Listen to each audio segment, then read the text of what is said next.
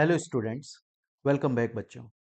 आज हम स्टार्ट कर रहे हैं CMA final cost and management audit paper number 17 का चैप्टर नंबर 8। ये आपका पार्ट ए का लास्ट चैप्टर है। देखिए, मेरे ख्याल से आप लोगों को एक बात पता होगी, मैं दोबारा से बता देता हूं कि आपका जो cost and management audit subject है, आपका जो cost and management audit subject है सीएमए फाइनल का, वो आपके 4 पार्ट्स में डिवाइडेड है, जिसमें एक आता है section A, then B, then C, then D. Section A अकेला 50 मार्क्स का है। इसके अंदर टोटल 8 चैप्टर आते हैं।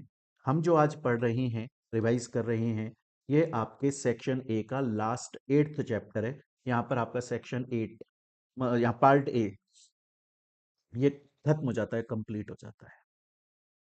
अब मेरी बात को बड़े ध्यान से सुनिएगा। सबसे पहली बात मैं आपको ये बता दूं कि ये जो चैप्टर है, चैप्टर नंबर 8, ये मोस्ट इंपॉर्टेंट चैप्टर है आपके इस सब्जेक्ट का, और एग्जाम के अंदर 110% मेरे को आज तक ऐसा हुआ है, हर एग्जाम में, हर अटेम्प्ट में इस चैप्टर से क्वेश्चन आया है। आपके अटेम्प्ट में भी आएगा, क्योंकि बहुत इंपॉर्टेंट चैप्टर है ये। अरे, ये मेरी बात समझ में आता है? अब ये चैप्टर क्या बोलता है और इस चैप्टर के अंदर हमें क्या पढ़ना है, एक बार वो हम देख लेते हैं। मेरी बात को बहुत ध्यान से सुनिएगा प्यारे बच्चों।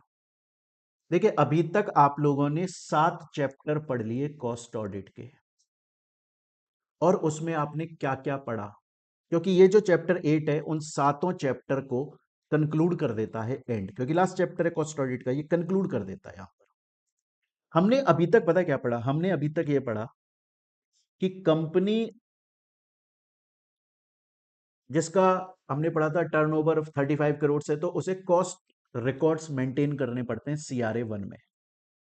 सीआरए 1 के अंदर कंपनी अपने कॉस्ट रिकॉर्ड्स को मेंटेन करती है, याद है ना आपको?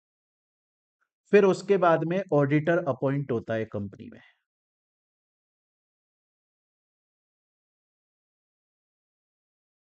ऑडिटर अपॉइंट होता है कंपनी के अंदर। किस कंपनी को कॉस्ट ऑडिट करानी है वो पढ़ चुके हैं हम लोग। अभी सिर्फ आपको इतना देखना है कि कंपनी ने सीआरए 1 फॉर्मेट में अपनी कॉस्ट रिकॉर्ड्स को मेंटेन किया। फिर कंपनी को कॉस्ट ऑडिट, कंपनी की कॉस्ट ऑडिट करने के लिए कंपनी में कॉस्ट ऑडिटर आया। उसने कंपनी की कॉस्ट ऑडिट करी, और कॉस्ट ऑडिट करने के बाद में उसने कॉस्ट ऑडिट रिपोर्ट बनाई। कॉस्ट ऑडिट रिपोर्ट बनाई, और ये कॉस्ट ऑडिट रिपोर्ट किसको दी? कंपनी को दी। किसको दी? कंपनी को दी। अब बड़े ध्यान से सुनिएगा। जब कॉस्ट ऑडिटर, और बच्चों मैं जो बोल रहा हूं ना इस चैप्टर के अंदर, आपको मैं एक सजेशन देता हूं कि मैं जो जो बोल रहा हूं, जो जो लिख रहा हूं, आप अपनी कॉपी में लिख लो, क्योंकि इस चैप्टर को अगर आप डायरेक्टली मॉड्यूल से पढ़ोगे ना, तो मैं शर्त लगाने को तैयार हूं आपके साथ में कि 1% समझ में नहीं आएगा आपको। ये चैप्टर लगता है कि थ्योरी चैप्टर है, ये टोटल प्रैक्टिकल चैप्टर है। आपको याद होगा जब हमने इसे अपनी रेगुलर क्लास के अंदर पढ़ा था, तो मैंने आपको प्रैक्टिकली दिखाया था कि कैसे कॉस्ट ऑडिट रिपोर्ट को फाइल किया जाता है। अभी हम जब रिवाइज कर रहे हैं इस चैप्टर को, आपको बहुत अच्छे से समझ में आ जाएगा। बस आप अपनी कॉपी अपने साथ में रखो, मैं जो बोल रहा हूं वो लिख जरूर लेना, क्लास को पॉज कर करके, फायदा आपका होगा। Cost auditor cost audit report किसको देता है? कंपनी को देता है। किस फॉर्मेट के अंदर देता है? कौन से फॉर्म के अंदर देता है? सीआरए 3 के अंदर देता है। फिर कंपनी उस कॉस्ट ऑडिट रिपोर्ट को फाइल करती है सेंट्रल गवर्नमेंट के पास। कितने दिन में? 30 दिन में। कब से 30 दिन? जब कॉस्ट ऑडिटर ने कंपनी के बोर्ड ऑफ डायरेक्टर्स को कॉस्ट ऑडिट रिपोर्ट सीआरए 3 में सबमिट कर दी, उसके 30 दिन के अंदर अंदर कंपनी उस कॉस्ट ऑडिट रिपोर्ट को सेंट्रल गवर्नमेंट के पास फाइल करती है। कौन से फॉर्म में फाइल करती है? सीआरए 4 में। अब मेरी बात को बड़े ध्यान से सुनिएगा। अब मेरी बात को बड़े ध्यान से सुनिएगा। जब कॉस्ट ऑडिटर ने जब कॉस्ट ऑडिटर ने कंपनी को सीआरए 3 फॉर्म के अंदर कॉस्ट ऑडिट रिपोर्ट दी थी, वो एमएस एक्सेल में दी थी। इतना तो जानते होंगे ना, एक पीडीएफ नाम की चीज होती है। इतना तो जानते होंगे ना, एक एमएस वर्ड नाम की चीज होती है। इतना तो जानते होंगे ना, एक एमएस एक्सेल नाम की चीज होती है। जब भी कोई डेटा बनाया जाता है तो एमएस एक्सेल में बनाया जाता है। जब भी कोई प्रेजेंटेशन बनाया जाता है तो पीपीटी में बनाया जाता है। जब भी लंबी चौड़ी थ्योरी लिखनी होती है तो वो वर्ड में बनाई जाती है। और जब हम फाइल ट्रांसफर किसी को करते हैं तो पीडीएफ में करते। इतना तो आता होगा आप लोगों को, फाइनल में बैठे हो आप। क्लियर है ये चीज यहां तक? कॉस्ट ऑडिटर ने कॉस्ट ऑडिटर ने जब कॉस्ट ऑडिट रिपोर्ट बनाई थी सीआरए 3 फॉर्मेट में और कंपनी को सबमिट करी थी, तो वो एक्सेल फॉर्मेट में बनाई थी। जैसे आपने कभी नोट्स देखे होंगे तो उनके नेम के एंड में क्या आता है, सपोज करो कॉस्ट ऑडिट के नोट्स हैं, कॉस्ट एंड मैनेजमेंट ऑडिट के, तो वो आएगा CMAD.PDF। लॉ सब्जेक्ट के नोट्स हैं तो कैसे आएगा, law.pdf। ऐसे आता है ना, ऐसे आता है।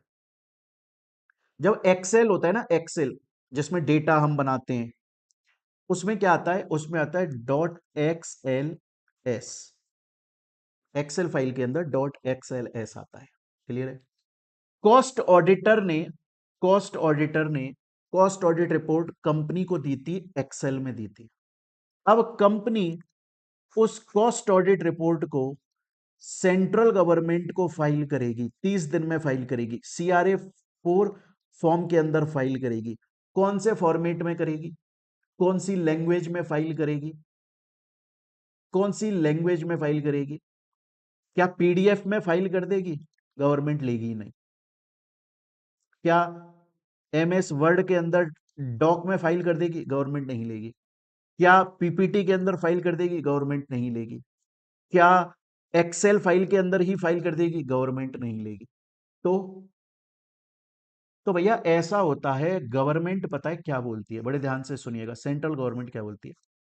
कंपनी जाती है सेंट्रल गवर्नमेंट के पास, एग्जाम्पल के तौर पे समझाने के लिए बोल रहा हूं, प्रैक्टिकली नहीं जाती है क्योंकि आजकल ऑनलाइन फाइल होती है सब कुछ, फॉर्म्स।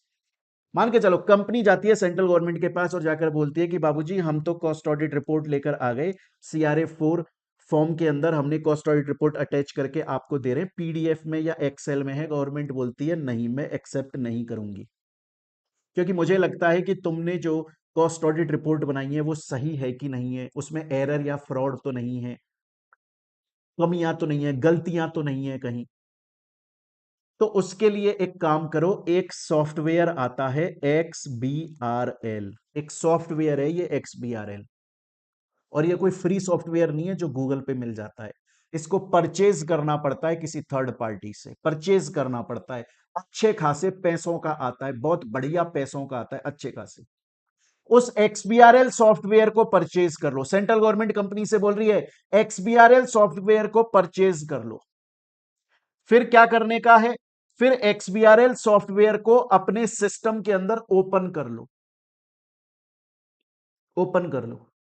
और तुम्हारी जो एक्सेल फाइल, जो कॉस्ट ऑडिट रिपोर्ट CRA 3 में तुमको कॉस्ट ऑडिटर ने दी थी, जिसमें शायद गलतियां हो सकती हैं, XBRL सॉफ्टवेयर तुमने परचेज कर लिया। XBRL सॉफ्टवेयर परचेज करने के बाद में इस एक्सेल फाइल को उस सॉफ्टवेयर के अंदर इंपोर्ट कर दो। मैं जो जो बोल रहा हूं ना वो हम यहां पर अभी इसी क्लास में लाइव करके देखेंगे, सुनते रहो शांति से। उस एक्सेल फाइल को इंपोर्ट कर लो।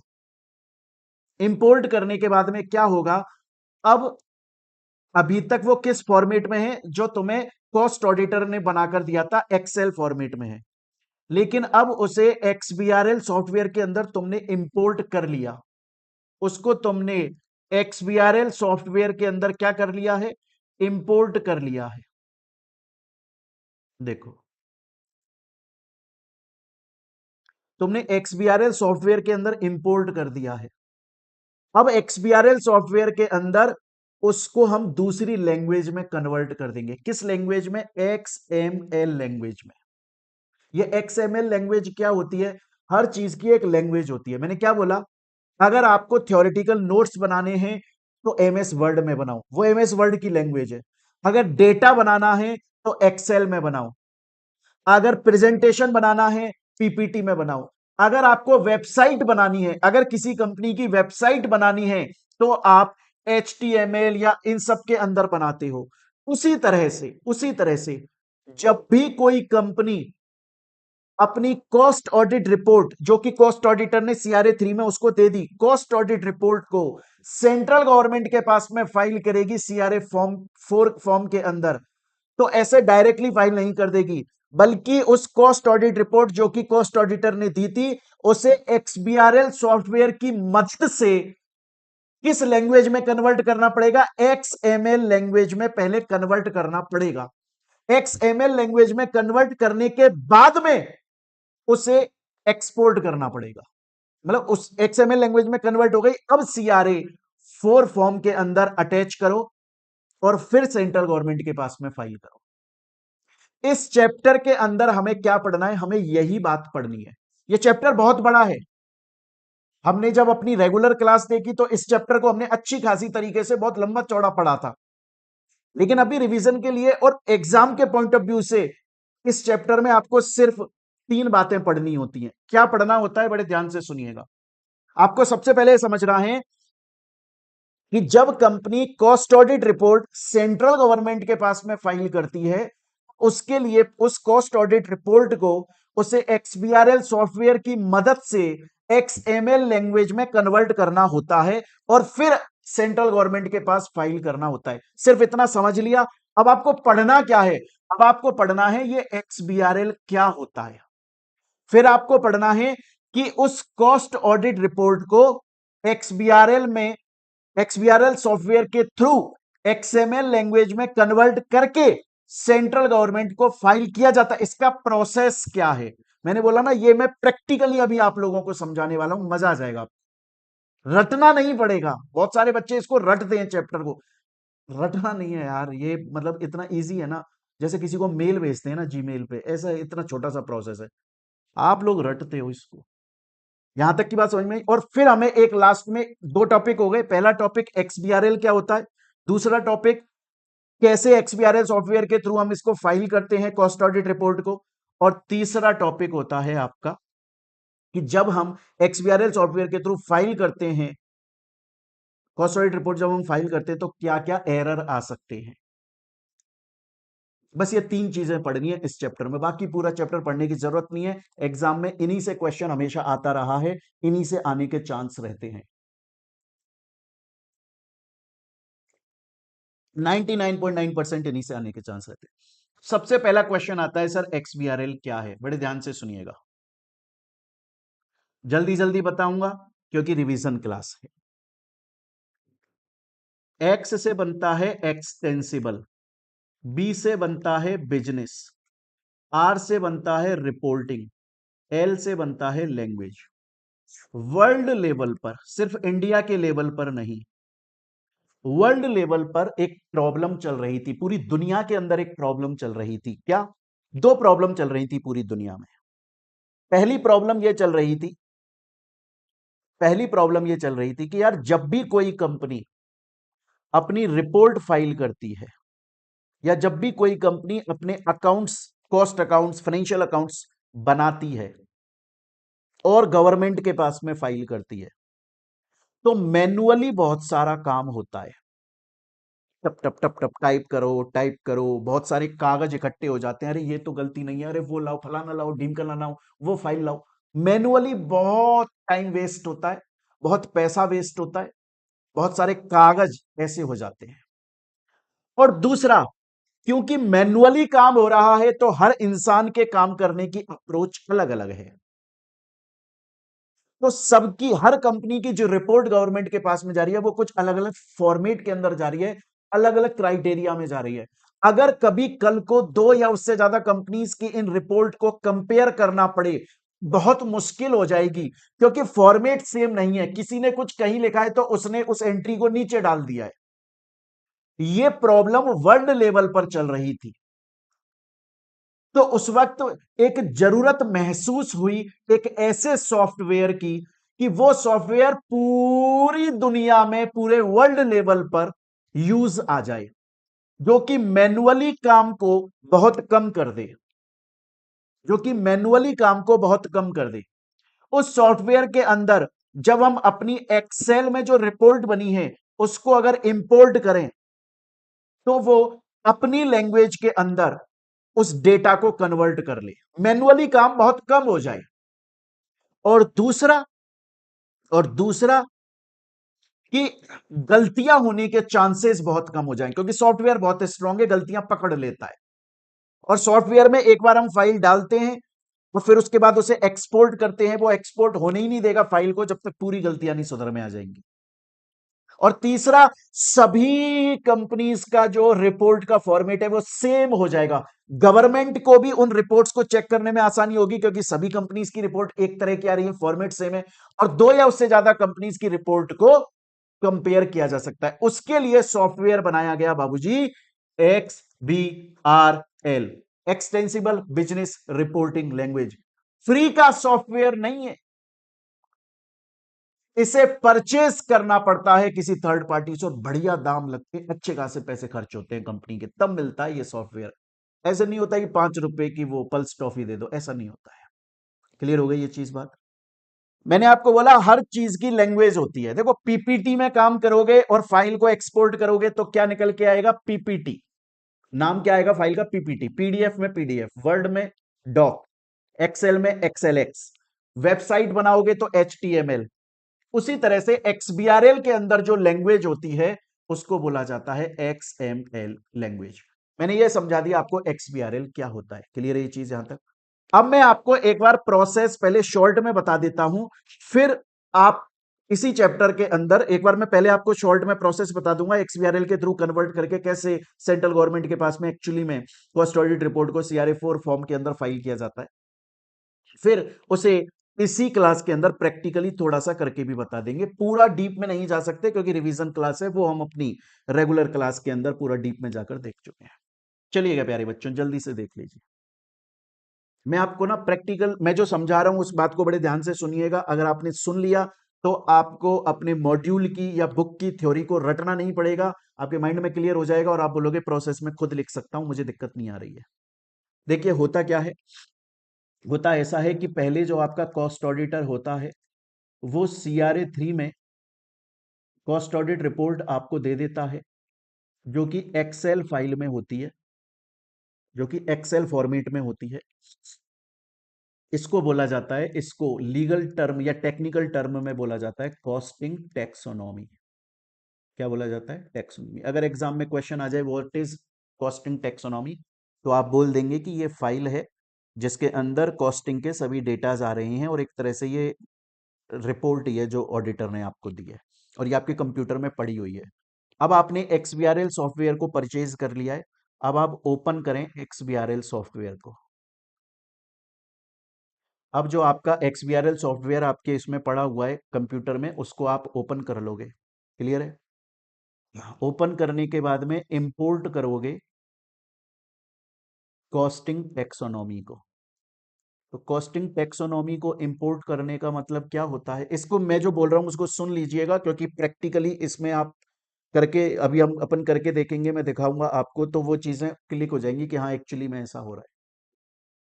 सॉफ्टवेयर ओपन कर लिया, सॉफ्टवेयर में ऑप्शन आता है इंपोर्ट का, आप इंपोर्ट पे क्लिक करोगे तो फिर वो दिखा देगा कि कंप्यूटर में आपकी जो एक्सेल फाइल है कॉस्टिंग टैक्सोनॉमी कहाँ पड़ी है, उसे इंपोर्ट कर लो। इंपोर्ट कर लिया। इंपोर्ट करने के बाद में फिर क्या हो जाता है, देखो मैं आपको बताऊं। इंपोर्ट जब हो जाता है ना, तो मान के चलो ये XBRL सॉफ्टवेयर है, हम इसके दो टुकड़े कर देते हैं। ये देखेंगे अभी हम प्रैक्टिकली। दो टुकड़े हो गए। यहां पर तो वो XLX वाला कॉस्टिंग टेक्सोनॉमी आ रही है, उसमें आ रहा है शेयर कैपिटल इतना इतना फलाना, इतना इतना फलाना इतना। और यहां पर सेम चीज XML वाली आ रही है, XBRL की। क्या होता है, आपको ये जो चीजें यहां पर लिखी है ना कि शेयर कैपिटल इतनी है या फलाना इतना है, वो यहां पर इस वाले फॉर्मेट में आपको लाना पड़ता है। इसके दो ऑप्शन है, या तो एक ऑप्शन है आप मैनुअली लिख लो, लेकिन मैनुअली ही लिखना था तो फिर ये सॉफ्टवेयर क्यों लिया। तो क्या करते हैं फिर हम, टैगिंग करते हैं। क्या करते हैं? टैगिंग। क्या करते हैं? Tagging, tagging of data. Sir tagging का मतलब क्या होता है? टैगिंग का मतलब होता है कि सपोज कीजिए यहां पर लिखा है शेयर कैपिटल, यहां पे लिखा है 6 करोड़ और एक प्रीवियस ईयर का 5 करोड़, ये एक्सेल फॉर्मेट में है। यहां पे भी लिखा है शेयर कैपिटल। बस, तो हम क्या करेंगे, एक बार इस शेयर कैपिटल इसको सेलेक्ट कर लेंगे, कंप्यूटर से सेलेक्ट कर लिया, और फिर यहां पर जाएंगे, यहां पर जो शेयर कैपिटल है उस पर हम 2 बार ऐसे क्लिक करेंगे, तो जो इंफॉर्मेशन थी वो बाय डिफॉल्ट यहां पर ट्रांसफर हो जाएगी, टैग हो गया। जैसे आपने इंस्टाग्राम पे पोस्ट डाला, अब आपकी जो पोस्ट है आप चाहते हो कि शाहरुख खान तक पहुंच जाए, तो आप क्या करते हो, जब पोस्ट डालते हो उसमें शाहरुख खान को टैग कर देते हो, आता है ना ऑप्शन @ शाहरुख खान की आईडी को टैग कर दो, तो उस तक इंफॉर्मेशन टैगिंग कर रहे हैं। तो इससे क्या हो रहा है, हमें यहां पर ना मैनुअली टाइप करने की जरूरत नहीं पड़ रही है। ये जो डेटा यहां पर है इसको यहां पर मैनुअली टाइप करके नहीं ला रहे हैं। जैसे यहां पर लिखा हुआ है, मान के चलो गुडविल लिखा हुआ है कंपनी की, तो यहां पर देखो गुडविल कहां है, यहां एक बार सेलेक्ट करो और यहां पर 2 बार क्लिक करो, इंफॉर्मेशन अपना आप ट्रांसफर हो जाएगी। ये हो गई टैगिंग, यहां तक समझ में आ गया? इसका मतलब क्या हो गया है? इसका मतलब है कि वो डेटा जो अभी तक एक्सेल फॉर्मेट में था, अब वो एक्सएमएल फॉर्मेट में आ गया। तो हम इसे एक्सपोर्ट करेंगे, क्योंकि हमारे कंप्यूटर में तो अभी तक एक्सेल फाइल पड़ी थी, बट हमने उसको एक्सएमएल में कन्वर्ट कर लिया। तो अब हमें कंप्यूटर के अंदर एक्सएमएल फाइल को लेकर आना है बाहर, तो हम एक्सपोर्ट करेंगे।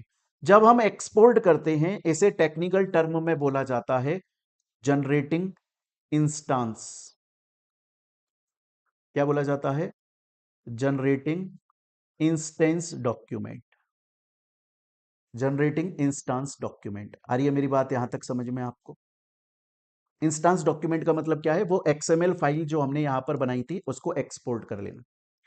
तो मानकर चलो कि अगर हमने टैगिंग सही से नहीं करी और कहीं ना कहीं कोई एरर है, तो वो बाहर नहीं आने देगा और वो शो करेगा कि एरर है, एरर है। If error, instance will not generate. तो आपको क्या करना पड़ेगा? आपको उसे पहले एरर को करेक्ट करना पड़ेगा, फिर उसको आपको बाहर ट्रांसफर करना पड़ेगा। तो अब हमने एक्सपोर्ट कर लिया, एक्सपोर्टेड एक्सएमएल फाइल, मतलब इंस्टांस डॉक्यूमेंट को हमने एक्सपोर्ट कर लिया। क्या सर अब हम CRA 4 फॉर्म के अंदर इसको अटैच कर दें? नहीं। हम जब CRA 4 के अंदर इस इंस्टांस डॉक्यूमेंट को अटैच करने जाते हैं ना, तो सेंट्रल गवर्नमेंट आकर बोलता है मैं इसे एक्सेप्ट नहीं करूंगा। कंपनी बोलती है अब तो हमने इसे XBRL के थ्रू कन्वर्ट कर दिया XML में। सेंट्रल गवर्नमेंट बोलता है मैं कैसे मान लूं कि अब तुम्हारी इंफॉर्मेशन सही है? बोला फिर क्या करें, अब तुम्हारी हमारी इंफॉर्मेशन सही है कि नहीं बताने के लिए। तुमने बोला एक्सेल में नहीं एक्सेप्ट करोगे, हमने इसे XBRL के थ्रू XML में कन्वर्ट कर दिया। अब सेंट्रल गवर्नमेंट बोलता है कि सुनो एक काम करो, MCA 21 की वेबसाइट पर चले जाओ, वहां पर फ्री में एक सॉफ्टवेयर मिलेगा जिसका नाम है वैलिडेशन टूल, वहां से उसे डाउनलोड कर लो। डाउनलोड करने के बाद में तो यहां पर लिख सकते हो आप, है ना, download validation tool from MCA 21। अब क्या करना है, अब जो इंस्टांस डॉक्यूमेंट है उसे इंपोर्ट करो, import instance document into validation tool. क्यों कर रहे हैं? क्योंकि वो वैलिडेशन टूल एक सॉफ्टवेयर है और वो डिटेक्ट कर लेगा अब भी कहीं कोई गलती तो नहीं है, और फिर वहां से उसे एक्सपोर्ट कर लो। तो अब वैलिडेशन टूल के थ्रू वैलिडेट होने के बाद में हमने उसे एक्सपोर्ट कर लिया। अब क्या करना है, अब CRA 4 को डाउनलोड कर लो MCA 21 से,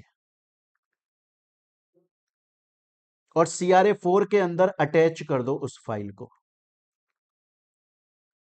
उस फाइल को अटैच कर दो इन CRA 4।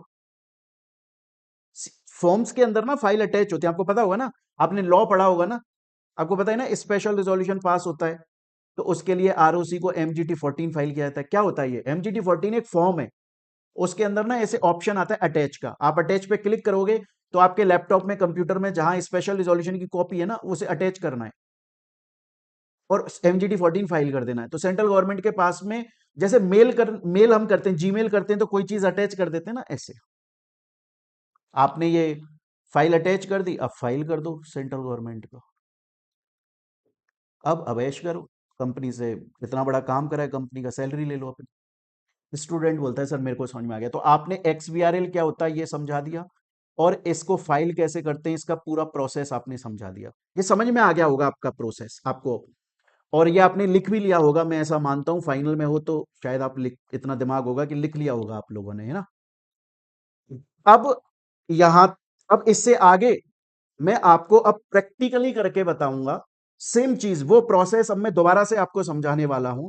पर अब मैं जो प्रोसेस आपको समझाऊंगा यही प्रोसेस है एग्जैक्टली, इसको मैं थ्योरेटिकली भी पढ़ा बताऊंगा और मैं आपको प्रैक्टिकली भी थोड़ा थोड़ा समझाऊंगा कि देखो, हम एक्चुअल में एक्सबीआरएल सॉफ्टवेयर को ओपन करके देखेंगे, उसमें कॉस्टिंग टेक्सोनॉमी को इंपोर्ट करेंगे। क्लियर है? तो यहां पर आपको क्रिस्टल क्लियर हो जाएगा। तो चलिए अब हम प्रोसेस को प्रैक्टिकली देखते हैं। होता कैसे है प्यारे बच्चों, ऐसा होता है कि पूरा प्रोसेस समझिएगा, और इस प्रोसेस को आप अपनी बुक के अंदर, अपनी कॉपी के अंदर लिख लीजिएगा। मैं आपको थ्योरी भी समझाऊंगा और प्रैक्टिकल करके भी दिखाऊंगा, बहुत मजा आएगा। मैं आपको बोल रहा हूं, सबसे पहले कंपनी ने अपने कॉस्ट रिकॉर्ड्स को मेंटेन किया था कि नहीं किया था? जी हां सर, किया था। तो कॉस्ट रिकॉर्ड्स को जब मेंटेन किया तो कैसे किया, कहां किया? सर नॉर्मली एक्सेल फाइल में किया जाता है। मैंने कल आपको बताया था, अगर आज मुझे कुछ बुक बनानी है तो मैं वर्ड फाइल के अंदर जाऊंगा, एमएस वर्ड में लिखूंगा। प्रेजेंटेशन बनाना है तो पीपीटी में। इसी तरह से अगर मुझे कुछ डेटा मेंटेन करना है तो मैं एक्सेल फाइल में मेंशन करता हूं। एक्सेल फाइल का मतलब होता है XLX। जैसे पीडीएफ के एंड में, पीडीएफ फाइल के एंड में क्या आता है? जैसे सपोज करो अपनी ये cost and management audit volume 1 है, तो उसके बगल में क्या आएगा? CMED volume 1 dot PDF. ऐसी एक्सेल फाइल का आता है XLX। तो कंपनी ने सबसे पहले अपने कॉस्ट रिकॉर्ड्स को मेंटेन किया, नॉर्मली ये एक्सेल फाइल के अंदर किया। ये जो पूरा प्रोसेस है इसको बोला जाता है कॉस्टिंग टैक्सोनॉमी। क्या बोला जाता है? इसको बोला जाता है प्यारे बच्चों, देखिए, इसको बोला जाता है कॉस्टिंग टैक्सोनॉमी। सर ये टैक्सोनॉमी शब्द का मतलब क्या होता है?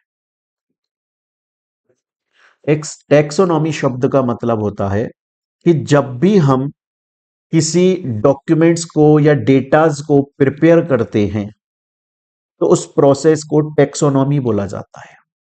अगर हम कॉस्ट से रिलेटेड डेटाज को प्रिपेयर कर रहे हैं तो उसे बोला जाता है कॉस्टिंग टैक्सोनॉमी। अगर हम फाइनेंस से रिलेटेड डेटाज को तैयार कर रहे हैं तो उसे बोला जाता है फाइनेंशियल टैक्सोनॉमी।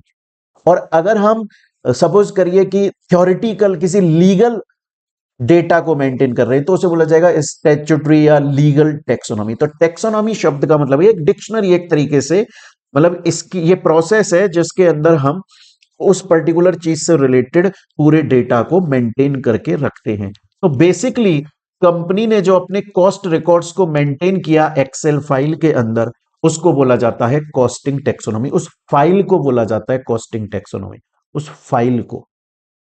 क्लियर है? अब होता क्या है, जो कंपनी जिसको ये कॉस्ट ऑडिट रिपोर्ट फाइल करनी है वो अपने, उसने कहीं से एक्सबीआरएल का सॉफ्टवेयर परचेज किया हुआ है। मैंने लास्ट क्लास में बताया था एक्सबीआरएल सॉफ्टवेयर फ्री सॉफ्टवेयर नहीं है, गूगल पे फ्री ऑफ कॉस्ट नहीं मिलता है, उसको कहीं से परचेज करना होता है। कंपनी ने परचेज कर लिया और कंपनी ने अब, ये लिखते रहे ना आप, कंपनी ने अब एक्सबीआरएल सॉफ्टवेयर को ओपन किया। कंपनी ने अब एक्सबीआरएल सॉफ्टवेयर को ओपन किया। एक्सबीआरएल सॉफ्टवेयर को ओपन करने के बाद में उसने कॉस्टिंग टेक्सोनॉमी को, कॉस्टिंग टेक्सोनॉमी का मतलब क्या है? कॉस्टिंग टेक्सोनॉमी का मतलब है जो एक्सेल फाइल है, मतलब जो ऑडिटर ने वो ऑडिट रिपोर्ट बनाकर दी है, वो एक्सेल फाइल, उसको इंपोर्ट करता है एक्सबीआरएल सॉफ्टवेयर के अंदर। Import in XBRL software. क्यों इंपोर्ट करता है? इसलिए इंपोर्ट करता है क्योंकि अभी तक जो डेटा है, जो इंफॉर्मेशन है, वो एक्सेल फॉर्मेट में है, जिसको हम और आप पढ़ सकते हैं, जिसको मैन्युअली बनाया गया है, जिसके अंदर गलतियां, एरर्स हो सकते हैं, लेकिन अब हमें उसे एक्सबीआरएल सॉफ्टवेयर के अंदर एक्सएमएल फाइल में ट्रांसफर करना है, डिकोड एनकोड करना है, एक तरह से उसकी कोडिंग ही चेंज कर देनी है। एक्सेल फाइल को हमें एक्सएमएल फाइल में कन्वर्ट करना है, जिसके लिए क्या किया जाएगा? एक्सबीआरएल सॉफ्टवेयर को ओपन करेंगे और वो फाइल जो हमारे लैपटॉप में पड़ी हुई है उसको हम इसके अंदर इंपोर्ट कर लेंगे। तो सर जब एक्सबीआरएल सॉफ्टवेयर के अंदर वो इंपोर्ट हो जाएगा, एक्सबीआरएल सॉफ्टवेयर में जब वो इंपोर्ट हो जाएगा तो क्या होगा? फिर हम करेंगे फाइनेंशियल टैगिंग। सर ये फाइनेंशियल टैगिंग क्या होती है? यहां पर आप फाइनेंशियल शब्द को भले यूज मत करो, टैगिंग बोल सकते हो आप इसे। वैसे ये होती फाइनेंशियल टैगिंग है, मैं समझा दूंगा, एंड में हम इसे टैगिंग बोलेंगे। ये क्या होता है सर? इसका मतलब होता है, बड़े ध्यान से सुनिएगा, अभी मैं आपको दिखाऊंगा, अभी मैं आपको दिखाऊंगा कि जब ये एक्सबीआरएल सॉफ्टवेयर में इंपोर्ट हो जाता है ना, तो यहां पर तो एक्सेल फाइल ओपन हो जाती है जिसमें लिखा हुआ है कंपनी की शेयर कैपिटल, कंपनी का प्रॉफिट एंड लॉस, पूरा वो ओपन हो गया। और यहां पे एक्सबीआरएल का फॉर्मेट ओपन हो जाता है, एक्सबीआरएल का फॉर्मेट ओपन होता है, उसमें भी लिखा होता है शेयर कैपिटल फलाना ढीकना। अब हमारी इंफॉर्मेशन इस एक्सेल शीट के अंदर है, हमें वो एक्सबीआरएल में लेकर आनी है, कोडिंग करनी है उसकी। तो या तो हम मैन्युअली टाइप कर लें, उसमें यहां पर लिख दें ऐसे मैन्युअली टाइप करके, जैसे मान के चलो यहां पे लिखा हुआ है शेयर कैपिटल 6 करोड़ रुपए, तो मैन्युअली मैं ऐसे टाइप कर रहा हूं यहां पर शेयर कैपिटल 6 करोड़, एक ईयर की 6 करोड़, एक ईयर की 3 करोड़, तो मैं इसे मैन्युअली टाइप कर रहा हूं। या फिर टैगिंग का ऑप्शन होता है। टैगिंग का मतलब क्या होता है कि यहां पर आपने शेयर कैपिटल पर एक बार क्लिक किया, बस एक बार क्लिक करके सेलेक्ट कर लिया, सेलेक्ट। और यहां एक्सबीआरएल वाले में भी जो शेयर कैपिटल का कॉलम है उसमें दो बार क्लिक किया, तो वो शेयर कैपिटल के दोनों कॉलम, एक्सेल फाइल वाला कॉलम हमारी टेक्सोनॉमी का कॉलम और एक्सबीआरएल वाला कॉलम टैग हो गया आपस में। तो हमें अब मैन्युअली टाइप करने की जरूरत नहीं है, बल्कि शेयर कैपिटल वाली इंफॉर्मेशन को बाय डिफॉल्ट यहां पर अपने आप इंपोर्ट कर लेगा। जैसे आप इंस्टाग्राम पे पोस्ट डालते हैं और आपकी पोस्ट सलमान खान से रिलेटेड है, आपको अपनी पोस्ट के बारे में सलमान खान को इंफॉर्मेशन देनी है, तो आप क्या करते हो? सलमान खान को टैग कर देते हो @बीइंग सलमान खान, मतलब वो टैग हो गया, तो उसके पास इंफॉर्मेशन पहुंच गई। हमने भी क्या किया, यहां एक्सेल फाइल के अंदर जो कॉलम था उसको एक्सबीआरएल वाले कॉलम से, सेम कॉलम से टैग कर दिया, तो इंफॉर्मेशन अपने आप आ गई। तो अभी तक मैंने सिर्फ कितना बोला, बड़े ध्यान से सुनिए, जितना अभी तक प्रोसेस मैंने आपको समझाया है उसको अब मैं लाइव दिखाऊंगा, फिर मैं आगे और प्रोसेस समझाऊंगा, फिर अपन लाइव देखेंगे और आपको ये पूरा प्रोसेस बच्चों का खेल लगेगा। उसके बाद जब आप अपनी बुक पढ़ोगे या इवन अगर आप मॉड्यूल पढ़ने बैठोगे तो आप बोलोगे सर मेरे को ये पढ़ने की भी जरूरत नहीं है, मैं खुद लिख सकती हूँ पूरी थ्योरी की प्रोसेस क्या होता है, इसे लिख दूंगा मजे से मैं। देखिए मैंने क्या बोला, सबसे पहले दोस्तों कॉस्टिंग पर, मतलब आपने टेक्सोनॉमी अब एक फाइल बना के तैयार करी हुई है जो आपके लैपटॉप के अंदर सेव्ड है, पड़ी हुई है आपके डाउनलोड्स में पड़ी है, ड्राइव डॉक्यूमेंट्स में कहीं पड़ी है। फिर आपने एक्सबीआरएल सॉफ्टवेयर को ओपन किया और उसको इंपोर्ट कर लिया। इंपोर्ट करने के बाद में टैगिंग कर रहे हैं, देखिए मैं आपको इसे दिखाता हूं, देखिएगा बच्चों, मैं यहां पर एक वीडियो प्ले करूंगा। ये जो आपको अभी दिखाई दे रहा है ये एक्सबीआरएल सॉफ्टवेयर एक लैपटॉप के अंदर ओपन है। अब होने क्या वाला है, अब जो टेक्सोनॉमी है, मतलब फाइल है, एक्सेल फाइल, उसको पहले इस XBRL के अंदर इंपोर्ट किया जाएगा और इंपोर्ट करने के बाद उसकी टैगिंग करी जाएगी, मतलब इंफॉर्मेशन एक्सेल से XBRL में ट्रांसफर करी जाएगी। देखिए, देखते हैं, मैं वीडियो प्ले करूंगा, ये सब चीजें रियल में होंगी। ऊपर की तरफ देखिए, आपको एक मास्टर ऑप्शन दिखाई दे रहा है, दिख रहा है आपको ऊपर ही ऊपर एक। अब देखिए ये क्या कर रहे हैं, देखिएगा यहां पर, एक मिनट रुके, देखिए इन्होंने क्या किया, इन्होंने मास्टर ऑप्शन पर गए, वहां पे ऑप्शन आया अपलोड फाइल, अपलोड फाइल पर क्लिक किया तो इनके कंप्यूटर के अंदर जहां पर भी इन्होंने फाइल सेव करी है, देखो ये दिख रहा है XLX, मतलब एक्सेल शीट है ये। अब ये उसको इंपोर्ट करेंगे,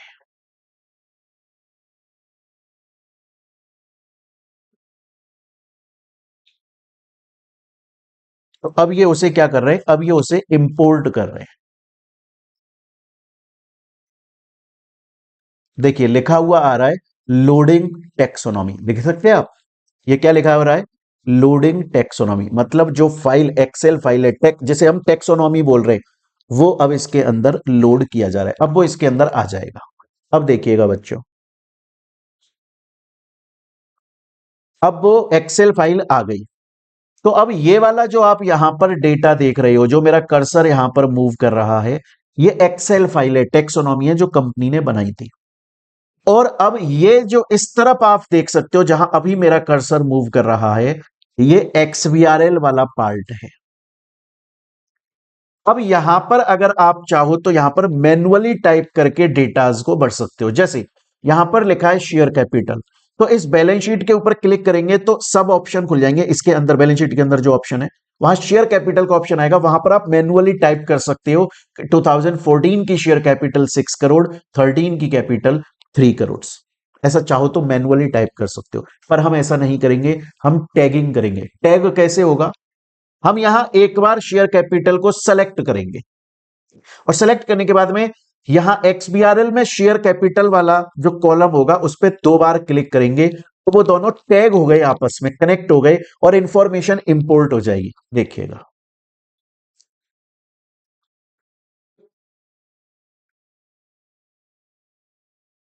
देखिएगा आप, देखिए, देखिए अब यहां पर पहले, एक मिनट रुके,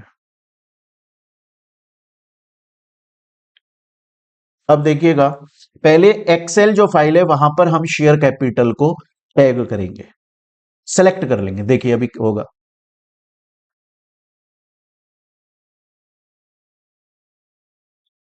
देखिए यहां पर हमने एक्सेल फाइल में इसको सेलेक्ट करा शेयर कैपिटल को। अब आएंगे XBRL की तरफ,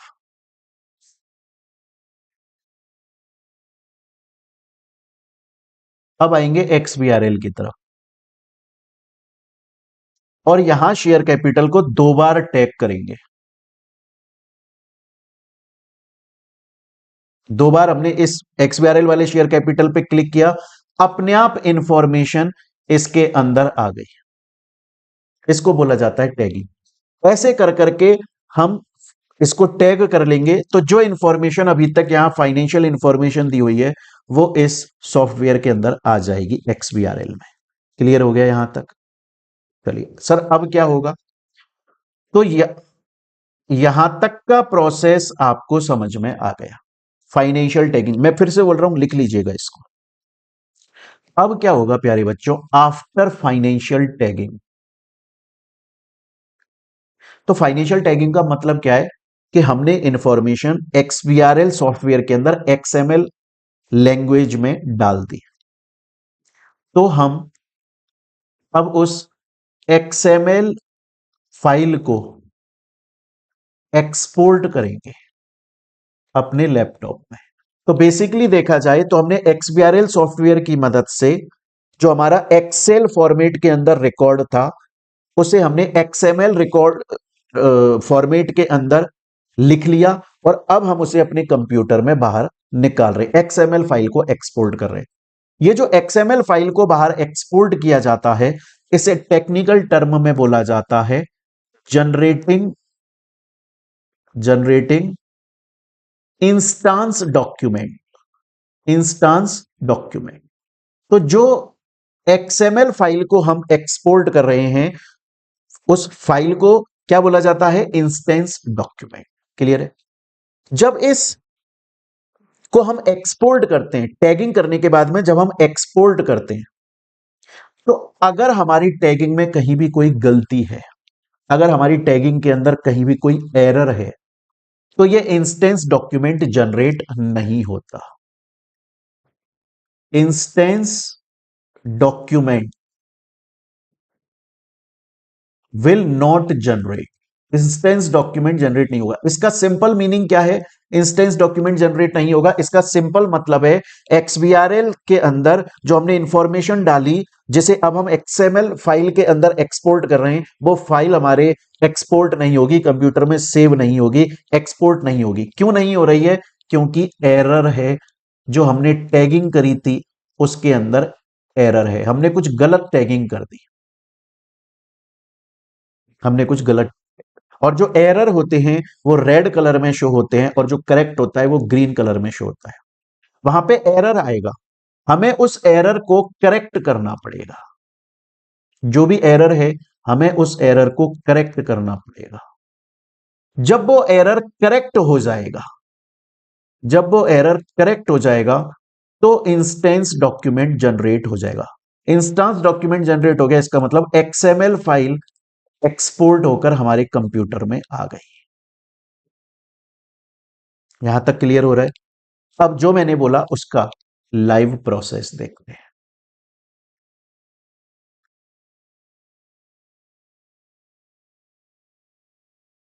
देखिए, ये टैगिंग यहां पर कर चुके हैं, यहां पर ये टैगिंग हो चुकी है। और टैगिंग के अंदर एक और चीज बता दूं, जब हम टैगिंग करते हैं या हम इंफॉर्मेशन को एक्सेल से XML में लेकर आते हैं XBRL सॉफ्टवेयर के थ्रू, तो हम ये डेटा तो लेकर आ रहे हैं, जो न्यूमेरिकल डेटा है, डिजिट के अंदर है, वो तो लेकर आ रहे हैं। अगर हमें कुछ नोट लिखना है या हमें किसी चीज के ऊपर कोई रिमार्क लिखना है, देखो हम उसकी भी, उस इंफॉर्मेशन को भी यहां पर लेकर आ सकते हैं। आप देख सकते हैं जहां मेरा कर्सर है कि की मैनेजर पर्सनल से या डायरेक्टर से रिलेटेड कोई नोट है, तो वो आप यहां मैनुअली लिख सकते हो, या आप यहां पर इंपोर्ट भी कर सकते हो। तो ये हो गया टैगिंग। क्लियर? अब देखिए, यहां पर ये पीरियड सेलेक्ट कर रहे हैं। क्यों पीरियड सेलेक्ट कर रहे हैं? कि भैया हमने जो पूरा इंफॉर्मेशन XBRL सॉफ्टवेयर में डाला, अब हम उसको उसका इंस्टेंस डॉक्यूमेंट क्रिएट कर रहे हैं, मतलब उसको एक्सपोर्ट कर रहे हैं XML लैंग्वेज के अंदर, बाहर एक्सपोर्ट कर रहे हैं उसको अपने कंप्यूटर में। तो यहां पर ये डेटा डालते हैं, और यहां पर फिर ये देखो, यहां ऑप्शन नीचे दिखाई दे रहा है आपको, जहां मेरा कर्सर है जनरेट, उस जनरेट पे क्लिक करेंगे। इसका मतलब है हम इंस्टेंस को, देखो लिखा हुआ है जनरेट इंस्टेंस डॉक्यूमेंट, मतलब XML फाइल को निकालना। इसको टेक्निकल वे में बोला जाता है इंस्टेंस डॉक्यूमेंट को जनरेट करना।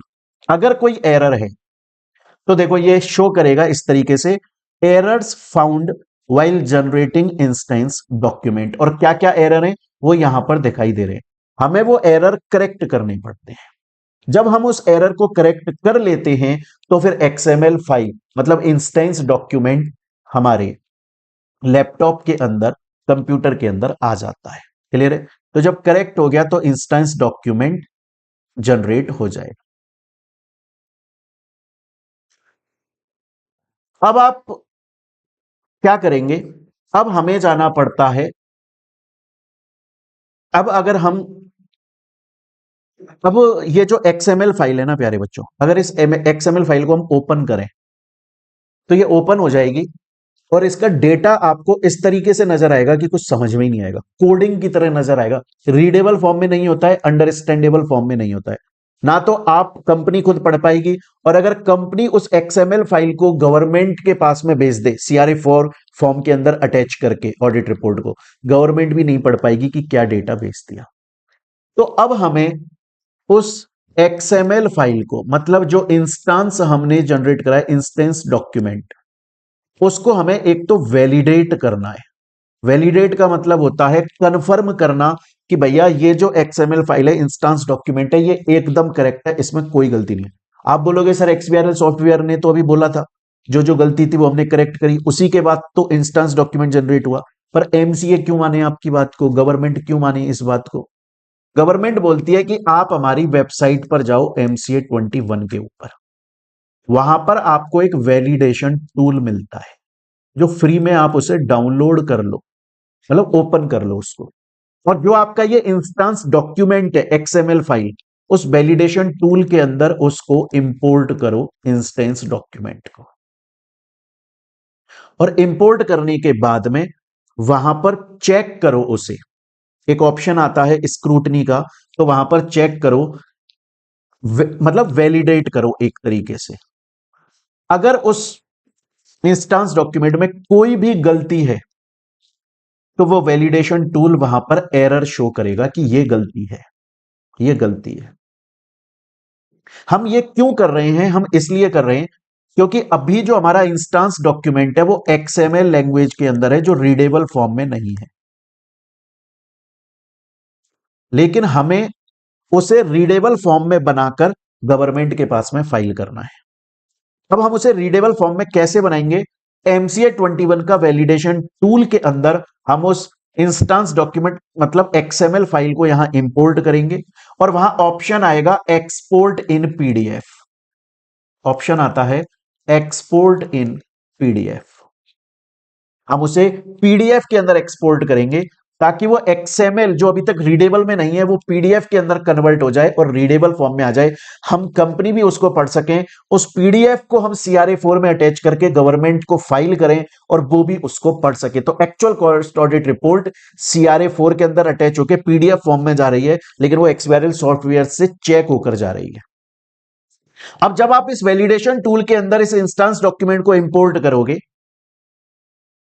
और वहां पर चेक करोगे, और उस एक ऑप्शन आता है प्री चेक का, उस पर क्लिक करोगे और उसके बाद उसे एक्सपोर्ट करने की कोशिश करोगे PDF फॉर्म में, अगर उसमें कोई एरर है इंस्टेंस डॉक्यूमेंट में, तो वो PDF फॉर्म में एक्सपोर्ट नहीं होगा।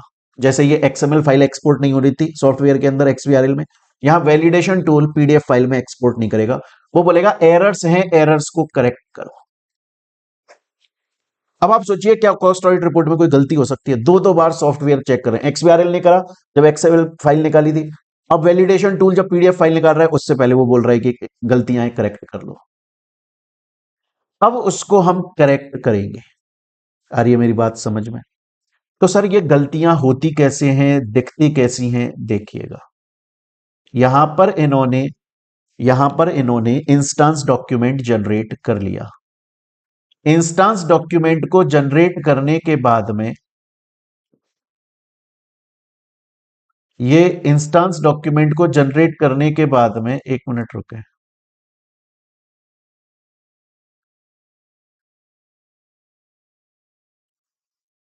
इंस्टेंस डॉक्यूमेंट को जनरेट करने के बाद में देखो, ये ऊपर दिखाई देगा एक वैलिडेशन टूल।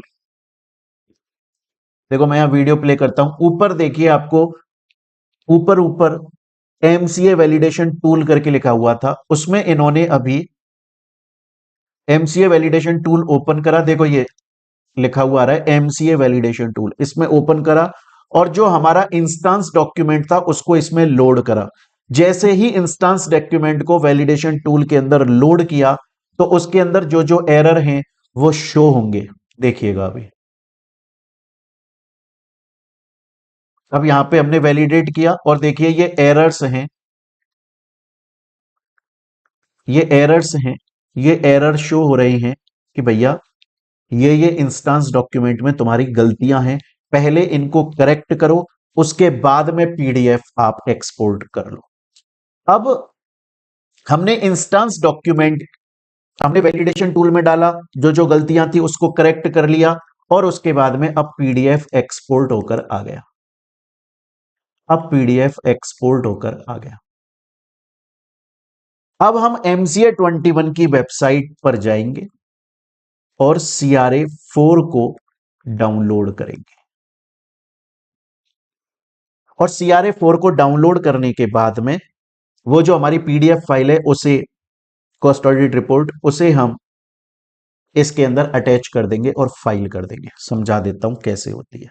ये CRA4 फॉर्म है जो MCA21 की वेबसाइट से डाउनलोड हो जाता है। इसके अंदर कंपनी अपनी नॉर्मल इंफॉर्मेशन भर देती है। देखो जैसे यहां पर कंपनी का CIN कॉर्पोरेट आइडेंटिटी नंबर भरा जाता है और भर के यहां प्री फिल पे जैसे ही क्लिक करते हैं तो बाकी की इंफॉर्मेशन अपने आप फिल हो जाती है। जैसे कंपनी का नाम क्या है, कंपनी का ये अपने आप आ जाएगा। अब यहां पर देखिए, यहां पर ऑप्शन आ रहा है कि भैया वो जो डॉक्यूमेंट आपने वैलिडेशन टूल से एक्सपोर्ट कर लिया था उसको अटैच कर दो, मतलब कॉस्ट ऑडिट रिपोर्ट CRA4 के अंदर फाइल कर दो। तो आप इस अटैच पर जैसे ही क्लिक करोगे तो वो PDF फाइल आपकी जहां पर पड़ी हुई है आप वहां उसे सेलेक्ट करोगे, ओपन पे क्लिक करोगे और वो यहां पर अटैच होकर आ जाएगी। अगर आपको ऐसा लगे कि मैंने कुछ गलत अटैच कर दिया तो रिमूव अटैच पे क्लिक करो, वो फाइल हट जाएगी और दूसरी फाइल जो करेक्ट है उसे अटैच कर दो। अब आपने यहां पर अटैच कर दी। अब आप यहां पर आ जाओ। अब आप क्लिक करोगे चेक फॉर्म के ऊपर। देखिए बाकी सब ऑप्शन अभी डिसेबल्ड है। अटैचमेंट हो गया, उसके बाद चेक फॉर्म पे क्लिक करो। चेक फॉर्म का मतलब क्या होता है कि फॉर्म चेक होता है कि कहीं कोई गलती तो नहीं है, कहीं इसके अंदर कोई ऐसी कंपलसरी फिल चीज थी जो फिल करनी थी वो आपने फिल नहीं करी। आपने देखा होगा ना कभी आप फॉर्म फिल करते हो तो देखिए ऐसा रेड स्टार मार्क आ जाता है। इसका मतलब होता है ये फील्ड जो है वो कंपलसरी है, अगर आपने ये फिल नहीं करी तो ये फॉर्म फाइल नहीं होगा। तो चेक फॉर्म पे जब क्लिक करोगे ना तो चेक फॉर्म उन गलतियों को बता देता है। उस गलती को सही करो, फिर चेक फॉर्म पे क्लिक करो। उसके बाद क्लिक करना होता है प्री स्क्रूटनी पे। प्री स्क्रूटनी क्या होता है? प्री स्क्रूटनी बोलता है कि अगर चेक फॉर्म आपने कर दिया लेकिन अब भी आपके इस CRA4 के अंदर कोई गलती है, अगर अब भी कोई गलती है तो वो प्री स्क्रूटनी वहां पर शो करने लगेगा कि ये गलती है। मतलब चेक फॉर्म के बाद में एक और बार चेकिंग हो रही है फॉर्म की। अगर गलती निकल के आई, अगर आपने प्री स्क्रूटनी पे क्लिक किया और आपके फॉर्म के अंदर कोई गलती निकल के आई तो वो आप उसे करेक्ट नहीं कर पाओगे क्योंकि फॉर्म लॉक हो चुका है। चेक फॉर्म के बाद फॉर्म लॉक हो जाता है। अगर आपने प्री स्क्रूटनी पे क्लिक किया और वो गलती शो हो रही है तो पहले आपको मॉडिफाई पे क्लिक करना होगा, फिर आपको वो करेक्ट करना होगा, फिर दोबारा चेक फॉर्म पे क्लिक करना होगा, फिर दोबारा प्री स्क्रूटनी पे क्लिक करना होगा, उसके बाद में जाकर ये सबमिट होती है। ये होता है आपका प्रोसेस। अब आपको समझ में आया ये प्रोसेस? आप बोलोगे सर अब मेरे को ये समझ में आ गया, एकदम क्रिस्टल क्लियर हो गया, आपने लाइव मेरे को समझाया। सर एक बार एक काम करो, एक बार इसका मेरे को चार्ट बनवा दो सर आप, मैं एक बार इसका चार्ट बनवा देता हूं, फिर उसके बाद में फिर मैं आपसे बोलूंगा कि अब आप हमारी बुक के अंदर या आप चाहो तो सीधा CMA का स्टडी मॉड्यूल चैप्टर 8 खोल लो, उसके अंदर प्रोसेस दिया, अब पढ़ो। अब आप बोलोगे सर अब मेरे को इससे ज्यादा आता है, बुक में जो लिखा है ना उससे ज्यादा आता है, मेरे को अब एक्चुअल पता है कैसे फाइल होता है, मैं झंडे गाड़ दूंगी पेपर के अंदर। देखो मैंने आपको क्या बोला, सबसे पहले तो कॉस्टिंग टेक्सोनॉमी प्रिपेयर करो, फिर उसे इंपोर्ट करो XBRL सॉफ्टवेयर में, उसके बाद टैगिंग करो और टैगिंग करने के बाद इंस्टेंस डॉक्यूमेंट, आप ब्रैकेट में चाहें तो इसके आगे याद रखने के लिए लिख सकते हैं XML फाइल, इसको जनरेट करो। अगर कोई एरर है तो उसे करेक्ट करो और फिर उस इंस्टेंस डॉक्यूमेंट को जनरेट करो। तो वो XML फाइल आपके कंप्यूटर में आ गई। अब MCA21 की वेबसाइट से वैलिडेशन टूल को ओपन करो और उस वैलिडेशन टूल के अंदर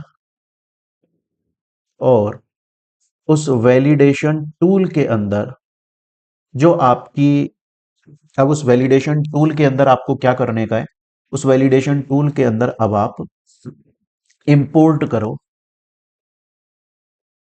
इंस्टेंस डॉक्यूमेंट को। इंस्टेंस डॉक्यूमेंट को इंपोर्ट कर लो। क्लियर ये चीज? अब आपने उसे इंस्टेंस डॉक्यूमेंट के अंदर इंपोर्ट कर लिया, तो अब जो एरर आएंगे उन एरर को करेक्ट करो, उन एरर्स को करेक्ट करो। करेक्ट करने के बाद में पीडीएफ फाइल एक्सपोर्ट कर लो। पीडीएफ फाइल एक्सपोर्ट करने के बाद में CRA4 को डाउनलोड करो, उसमें पीडीएफ फाइल को अटैच करो, फिर चेक फॉर्म के ऊपर क्लिक करो। अगर कोई गलती है तो मॉडिफाई पे क्लिक करो, करेक्ट करो, फिर चेक फॉर्म पे क्लिक करो, फिर प्री स्क्रूटनी पे क्लिक करो।